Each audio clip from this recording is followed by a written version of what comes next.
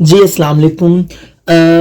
Ninth class की 2025 की book biology की जो सी है ना वो आ गई, और चूंकि मैं इसकी वीडियोस नहीं बना रहा था और बहुत सारे स्टूडेंट्स ने मुझे ये कहा कि सर प्लीज़ आप ये बनाएं। स्कूल जहाँ पढ़ाता हूँ हम लोगों को बहुत प्रॉब्लम फेस हो रही है क्योंकि मटेरियल बहुत ज़्यादा लेंथी है और बच्चों को जो है ना वो याद करने में मुश्किल हो रही है।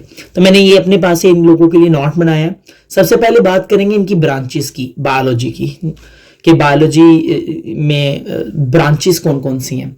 सबसे पहली ब्रांच का नाम है एनाटॉमी। एनाटॉमी के अंदर क्या स्टडी करते हैं? एनाटॉमी स्टडी करती है ऑफ बॉडी पार्ट्स के बारे में, and how they are organised, और ये किस तरीके से बने हैं उनके बारे में।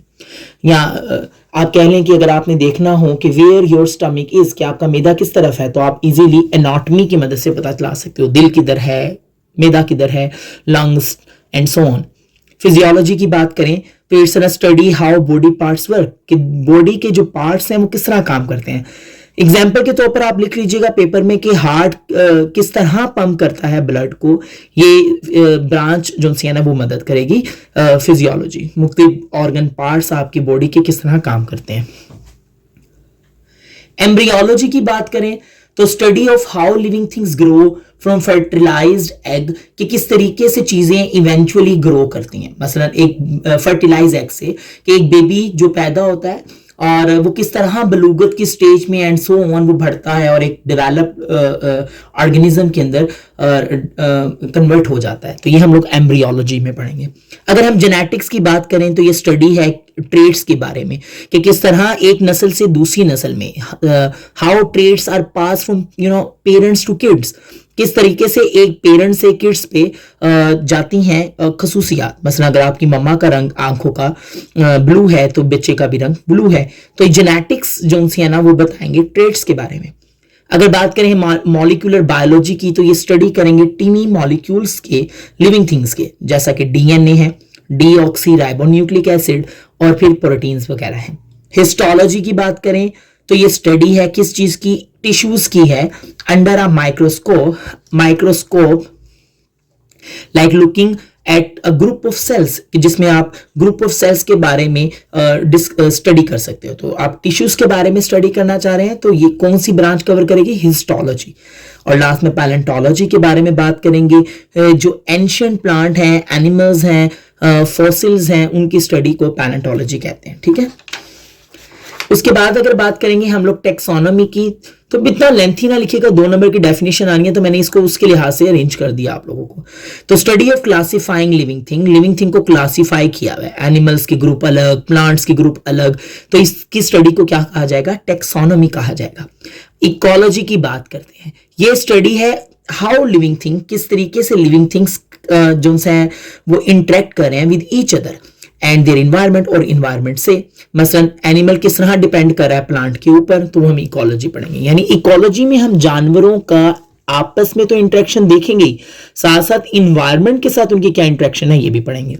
फूड चेन की बात करें तो ये शो कर रहा है लिविंग थिंग्स किस तरह कनेक्टेड है थ्रू ईटिंग और गेटिंग एनर्जी। फॉर एग्जाम्पल अगर आप ये कहें कि प्लांट्स को कौन खाता है? हर्बीवर्स कौन से होते हैं? जो पौधे वगैरह खाते हैं ना, मसलन खरगोश कह लें आप, बकरी कह लें आप, ठीक है, गाय कह लें आप, और इनको जो खाता है जिनको कार्निवर्स कहते हैं। तो फूड चेन आपको रिलेशनशिप ड्राइव करके बताएगा कौन किसको खाता है, क्या चीजें नहीं है, वगैरह वगैरह।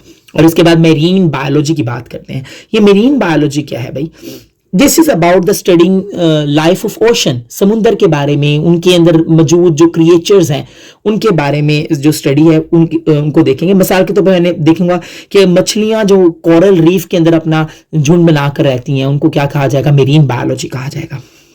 पैथोलॉजी की बात करें, ये स्टडी है डिजीज की, ठीक है, कि what causes them and how they affect us, क्या वजह बनती है इस बीमारी की और किस तरह इफेक्ट करती है।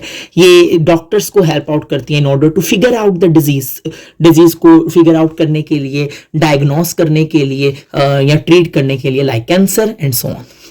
और लास्ट के अंदर दो रह गई हैं, इम्यूनोलॉजी। इम्यूनोलॉजी क्या है? द ब्रांच इसके अंदर फोकस करेगी इम्यून सिस्टम के ऊपर, विच प्रोटेक्ट अस फ्रॉम डिजीज, जो हमारे डिजीज से बचाते हैं। तो साइंटिस्ट वर्क्स कर रहे हैं वैक्सीन के। आपको जब कोरोना वायरस आया था तब आपने को देखा होगा वैक्सीन लगी थी सबको, तो ये वैक्सीन की ट्रीटमेंट के जरिए की जो फाइट करने में मदद देती है इन्फेक्शन से। तो इम्यूनोलॉजी उस चीज के बारे में इल्म है, ये हमारे इम्यून सिस्टम पे फोकस करता है, वाइट ब्लड सेल्स वगैरह। फार्माकोलॉजी की बात कर लेते हैं। It's all about drugs, drugs के मुतालिक है, दो इफेक्ट करिए हमारे बॉडीज को। ये it helps create new medicines like antibodies to fight bacterial infections. तो बैक्टीरियल इन्फेक्शन से बचने के लिए अद्वियात का जो इल्म है उसको फार्माकोलॉजी कहा जाएगा। तो ये तमाम ब्रांचेस थी जिनको आपने याद अच्छे तरीके से करना है। अच्छा, पेपर में अगर क्वेश्चन आपको लॉन्ग भी आ गया, वैसे तो लॉन्ग क्वेश्चन आता नहीं है, 2 नंबर का आएगा, तो इट्स क्वाइट एनफ, इतना ही आप लिख के आइएगा। Thank you so much.